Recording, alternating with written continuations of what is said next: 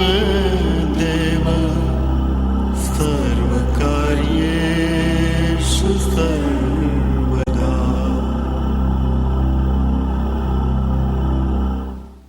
The Bhagavad Gita is a book of mankind's collected experience of and answers to life's most basic questions. Who I am, from where do I come, what is my purpose and destiny, and most practically, how do I find happiness? These podcasts originate in the lectures of Neil Bhatt, a disciple of Swami Chinmayananda. They are presented here in 20 to 30-minute segments, each covering 3 of the Gita's 701 verses. Welcome to Gita Wisdom for Daily Living. We had been discussing chapter 4, Gnana Karma Sannyasa Yoga, yoga of renouncing actions in knowledge. We have seen so far that Bhagavan said, I have taken many births, but I am Ajaha, I am unborn. And many, by fire of knowledge, have also come to the same state as I am, which is Ajaha, unborn. So the idea confuses us how other people can come to the same level of his level. But Bhagavan explains that Ajaha is someone who never had this ignorance that I am this limited being, but to take up a particular task, he takes an avatara. He takes a form to complete that task. It's like we use a particular equipment to accomplish a task. So Bhagavan said, therefore, all the actions which I perform as avatara are not binding to me. They're namam karmani limpanti. Because I was never associated with their form. I just use their form as an instrument. So Bhagavan always have the lack of avidya. Lack of ignorance is Bhagavan. He was never deluded by Maya. He is the Mayapati. But we are under the spell of Maya. So Bhagavan said, oh Arjuna, you have also taken many births. You just don't remember it because of your avidya. Once you get rid of this avidya, you will come to the same state I am. If you take an example of 2 baskets, both are empty. But the one basket never had the dirty laundry in it. So its emptiness, infinite, perennial. There was never a dirty laundry, it was always empty. The second basket, which has dirty laundry in it, but we just emptied the dirty laundry. So now it is empty, but you can say, there are no dirty clothes in this basket anymore. So the difference between 2 empty baskets is, one never had any dirty laundry in it, the other one had dirty laundry, but now it is empty. So now both states are same, but still there is a difference. So Bhagavan said that I am always unborn, I have never taken any avatara. From your perspective, you may see me taking avatara using my own maya, but those actions do not bind me. And Bahavo Gnana Tapasaha Puta Madbhavam Agata. Many have come to the same state of mind where the actions will not bind them by the fire of knowledge. And then he said, I created 4 classes in the world of human beings because they are necessary for the functioning of the society. But that does not mean that one cannot graduate from one class and go to the another. You may have the Shudra tendencies now, but by working on your own tendencies, you can rise to the Sattvic level, which is the highest we have seen is Brahman. Brahmin who has the most Sattvic and very little of Tamasic and Rajasic. It is something like color of my hair. So at one point they're all black and they are now all grey. But all grey is not a true statement because I can see some black hair in them. So my black hair has graduated from being black to all grey, but there are still traces of black in it. So people have all 3 qualities but in different permutation combination. Brahmins have all sattva, but there is rajas and tamas in it. Shudra may have predominant tamas, but he also have sattva and rajas in it. And one can gradually working on these gunas can rise from Shudrahood to Brahminhood. It is something like our energy secretary nominated by Joe Biden. She said in her acceptance speech, my father started as a bank teller and he retired as the head of the bank. So you may start as Kshudra, but you can end up being the highest Brahmana. So Bhagavan said, I created Chaturvarna Guna Karma Vibhagasaha. They are divided by their own guna and karma, their own qualities and actions, their tendencies and their actions. These actions are very complex to understand. What is activity and what is inactivity is not simple to figure out. Even great sages are confused about it, and therefore I'm going to tell you what is activity, what is inactivity. And then Bhagavan said, the one who knows inactivity in activity and activity in inactivity is the wise person. That's because it is not very clear who is the actor in me. Right now I consider myself to be the actor, but that's actually my own ego. It is not the self. Once I figure out who the real actor is, then I can define what activity is. For I as the being. So Bhagavan said that one who has figured that out, he is the wise person. In verse 9 he says, Yasya sarve sam arambaha kama sankalpa varjitaha. So this is very, very difficult concept for us to understand, because the first thing we have seen is what is activity and inactivity. So activity is something when I take the agency, the credit for it, or take ownership of it, then it becomes activity. If I don't take any agency of it, then it is not an activity. So from a perspective of the consciousness, the self, it never takes any part in it and therefore it is inactive. But you see, there are times when you can see the activity in inactivity. Apparently it seems that you are not doing anything, but your mind and intellect and ego are fully engaged and therefore they are active. When Obama nominated the judge Merrick Garner, I guess, and Mitch McConnell did not take any action on it. So from a normal perspective, inaction. Well, he didn't take any action. But that was the biggest action he took. The consequences were very wide reaching. So there was an action in inaction. In his inaction, there was a great action for Republican Party. So Bhagavan said the one who figures out that even inactivity has activity in it, and activity and inactivity, he is a wise person. So in verse 19 he said, Yasya sarve samarambaha kama sankalpa varjitaha. Person whose all undertakings are without any kama sankalpa. Kama and sankalpa are defined by many people many different ways. One is kama is desire and sankalpa is planning. Sankalpa is design.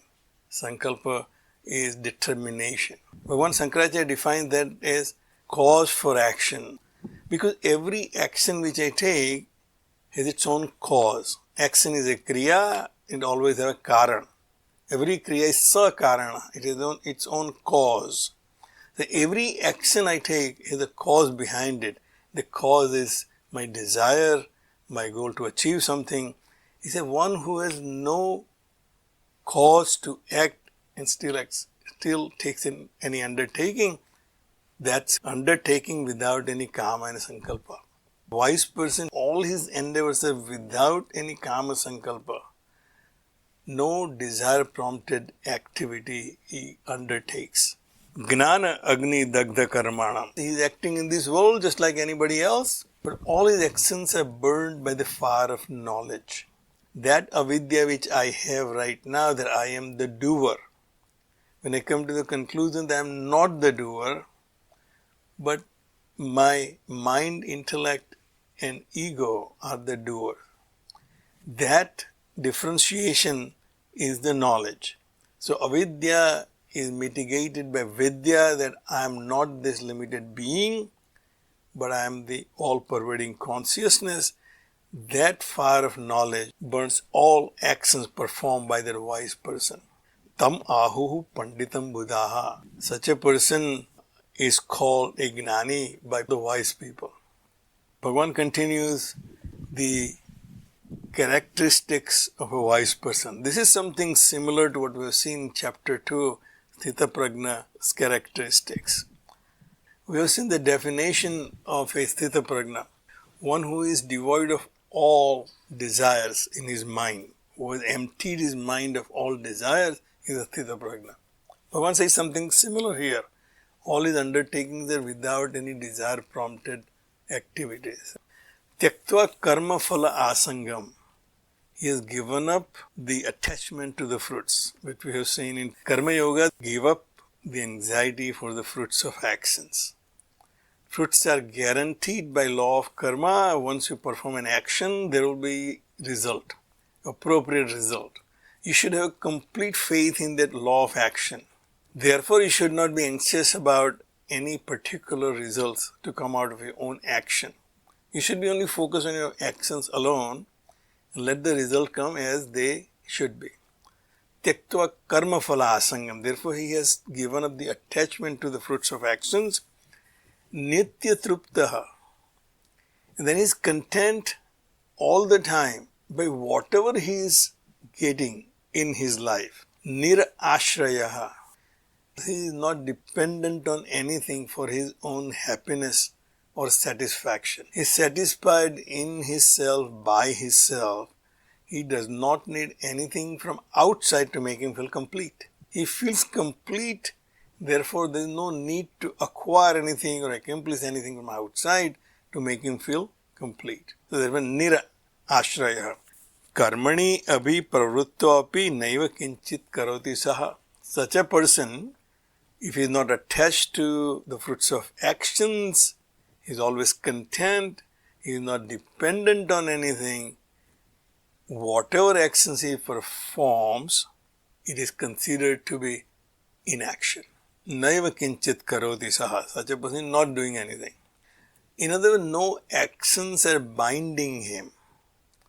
Action cannot bind him because he has no plan for that action, other than he knows this needs to be done because of the need. So therefore, all actions are non-binding to him. The next verse, Bhagavan continues the definition. Nirashihi yat chitta atmaha tyaktva sarva parigraha. These definitions are probably fitting well for a sannyasi, one who has given up this sansar. For him, we can say he does not depend on anything, he can survive with whatever he has no particular goal, he does not have any plan. And also, can say nirashihi. Asha, hope. Expectations that will happen in future is asha. So nirashihi, not really anxious about anything in future. Completely living in present is nirashihi. Because he has no plan other than to act in this world as the situation demands, when it needs to be done. So as we have seen example, when I see a little child in a harm's way, when a motor vehicle is coming, I will act without any thinking or without any expectation or without any plan that my actions will bear this result. Because at that point, all I can do is act in the present. Bhagavan said that a wise person acts all the time that nirasihi. He does not have any particular desire for particular result. Yat chitta atma, whose chitta, which is the internal instrument, and the atma, the self, also means the external instrument. All that he considered himself is all integrated, internal instrument and external instrument. That integrity makes him yat chittatma. So what he thinks he will say and what he will say he will do. That's a complete integrity of mind, intellect and organs of actions. Tyaktva sarva parigraha. As I said, these are all characteristics of a sannyasi. No possessions, given up all possessions. Actually, from a Vedantic perspective, the greatest possession I have right now is my body. my mind, my intellect. All other possessions I can give up. I can donate the money which I earned. Like Bill Gates, he collected all the wealth in the world, and now he is happily giving it away. In fact, most rich people I have known, they eventually give up all the wealth they create. But while they're creating, it is their wealth, they know that it was never theirs. But this one possession which we have, my body, my mind, my intellect, is very difficult to give up because they're all associated with ego.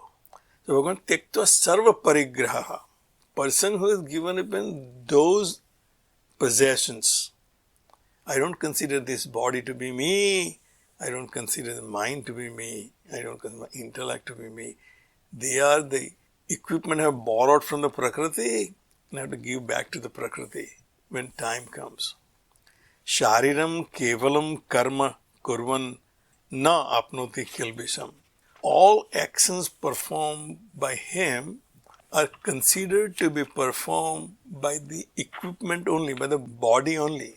So there are two meanings I have seen for this particular verse. Shariram kevalam karma. So one translation is one who does just to maintain his body. Any action he performs is just to maintain this body. All other actions are of no value, of no consequence for him. What type of action it is, what the results would be, whatever little action he is performing is for maintaining this body. The other way to look at it is all actions are performed by the body and the mind and the intellect, but I, the consciousness, is completely unattached to all the action. Na kurvana apnoti kilbi. He does not incur any sin. Any sin, there is no negative impression left of any action that he performs on his internal instrument, the mind and intellect, the chitta. Chitta never get affected by the results of his actions. And the last verse in this set, Yad Rucha Labha Santushtaha Dvandvatito Vimatsaraha. Very difficult for us to accept on its face value. The face value, we cannot accept the fact that I won't have any possession. Well, I have to have some possession to survive, to live my life. I have to act in this world to make my future secure. Yadrucha labha santushta. That which comes without any effort. That's the most difficult part for us to understand. Nothing comes to us without any effort. In fact, we had been teaching our children and ourselves right from the beginning that to gain anything, you have to put your efforts. And then your results will be according to your efforts. So therefore, focus on your efforts. You should have whatever you want to achieve, make appropriate efforts. Without effort, nothing will happen. Now this verse says, Yadrucha labha santushta, is happy with whatever comes without any effort. Dvanda atitaha, he is beyond the pairs of opposites. Vimatsara, you have no envy. So obviously this is not for our vyavaharik knowledge. It is not for our normal transactions in this world. But how I see myself and my life and my activity. That anything which comes without great anxiety, I will enjoy that. Anything which I'm anxious about and will get it, I will not be able to enjoy it. So I can be only santushtaha if I have no anxiety in the first place. I won't have any particular expectation. If I have particular expectation, there are all the chances that I'll be disappointed. But if I have no expectation, then obviously anything which I do, I will not consider it to be my effort to achieve it. And therefore, whatever will come, I'll consider that I got it effortlessly. This effortlessness is a state of mind. When I'm anxious, I feel like I'm putting a lot of effort. When I am not anxious, then whatever I do will be effortlessly I'll be doing. Therefore, Bhagavan said, Yadrucha labha santushta, one who is content with what comes without any efforts. Dvandva atitaha. We have seen this word many, many times before. One is beyond pairs of opposites. These pairs of opposites in this world are my mental concepts. Things which are conducive to me, I like. Things not conducive, I don't like. There's likes and dislikes. Now, when I go beyond them and take them as they come, then I become dvandva atitaha. Vimatsaraha. Without any envy. Envy only comes because I have a limited ego. Then I am this, another person is that. When I see a more successful person than I am, I'm envious of him. As long as there is a competition, I'll be envious. If there is no competition, I have nothing to compete against, and therefore I won't be envious of any other person. When I'm beyond this duality, by myself, I'll always be content and happy. It is when I compare myself to somebody else, then I'll become unhappy. Bhagavan says one who goes beyond these pairs of opposites and this plurality, he will be without any envy. Sama siddhau asiddhau cha krutvapi na nibadyate. And we have seen this definition before. One is before siddhi, success and failure, asiddhi. Success and failures are my concept, judged by my yardstick of what I consider success. If I start dieting and lose 2 pounds, will I consider myself successful in dieting or not? Depends on what my goal was. If my goal was to lose 20 pounds and I only lost 2 pounds, well, I'm a failure. But my goal was not to lose any weight, just do some healthy living, and I lose weight, I'll be very happy. I lost 2 pounds. So success and failures are always judged by our own personal yardstick. World may consider you a very successful person and a very happy person. You may not consider yourself to be happy and successful. We have read biographies of many actors and celebrities, and they basically prove the same point. We see them as very successful and happy people. They themselves don't see themselves successful and happy. So, Bhagavan said, such a person who has gained this state of indifference, krutvapi na nibadyate, whatever action he is performing, he is not bound by those actions. We'll stop right here.